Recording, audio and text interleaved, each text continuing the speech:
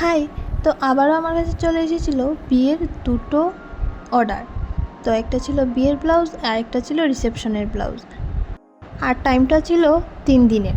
তো 3 দিনের ভিতরেই কমপ্লিট করে আমাকে দিতে হবে। তো আর কি, লেগে পড়লাম কাজে। আর কাটিংটা যদি আগে হয়ে যায় তাহলে সেলাই তো বসলে হয়েই যাবে। তো মেইন হলো কাটিংটা।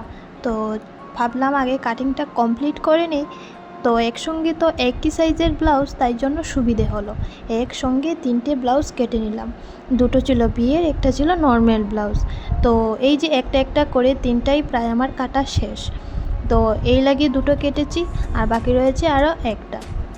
তারপর আমার লেগে গেল গরম, কারণ প্রচণ্ড গরম আমাদের এদিকে। তো ভাবলাম একটু ঠান্ডা খেয়ে নিই। ঠান্ডাটা খাওয়ার সঙ্গে সঙ্গে একটা জ্যাং আসলো, যেটা একদম নাকে দিকে সোজা উঠলো। আচ্ছা যাই হোক, তো এদিকে এই যে কাটিংগুলো আমার কমপ্লিট। আর কাটিং যখন কমপ্লিট তাহলে আর কিসের অপেক্ষা, বসে পড়লাম সেলাই করতে। আর এই যে সব তো আর দেখানো সম্ভব নয়, কারণ কখনো কখনো আমার মনেই থাকে না ভিডিও করব।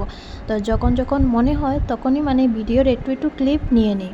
তো এই যে একসঙ্গে আর করিনি, একদিনেই 3টা কমপ্লিট করেছি, একদিনেই একটা করেছি ব্লাউজ। যে কোনো জিনিস একটু সময় নিয়ে করলেই ভালো, বেশি উড়াতাড়া করিনি। আর এই যে ছিল এই ব্লাউজের লাটকানটা। তো এইটা কীরকম হলো এই ব্লাউজের লাটকানটা বলবে। আর কাস্টমার যেইভাবে বলেছে ঠিক সেইভাবে আমি সবগুলো ডিজাইনটা দিয়েছি। 3টে ব্লাউজের ব্যাক সাইডের ডিজাইন সেম ছিল, শুধু ফ্রন্টের ডিজাইনগুলো 3টার 3 রকমের ছিল। আর লটকানো ছিল 3 ব্লাউজের 3 রকম ডিজাইন। আর বাকি তো প্রায় সাইজ আর ব্যাকের ডিজাইন সবগুলো সেম ছিল। আর এই ব্লাউজে বলা হয়েছে এইভাবে লটকনগুলো দেওয়ার জন্য, তাই এই যে চারটা চারটা করে দুনো দিকে দিয়ে দিলাম।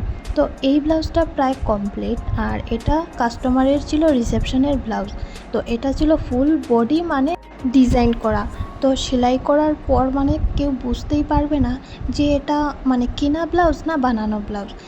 দেখে আমার তো পুরো মনে হয়েছে যে এই যে পুরো একদম কেনা ব্লাউজ, কারণ এটা ডিজাইনে। তো এই যে এই ব্লাউজটাও কমপ্লিট। আর পরের দিন করেছি এই ব্লাউজটা। তো এটার আর সেলাইয়ের আর ক্লিপগুলো নেইনি। তো ডিজাইনটা দুটোর কেমন হয়েছে অবশ্যই বলবে। আর এই ব্লাউজের লটকানটার ডিজাইন এইরকম।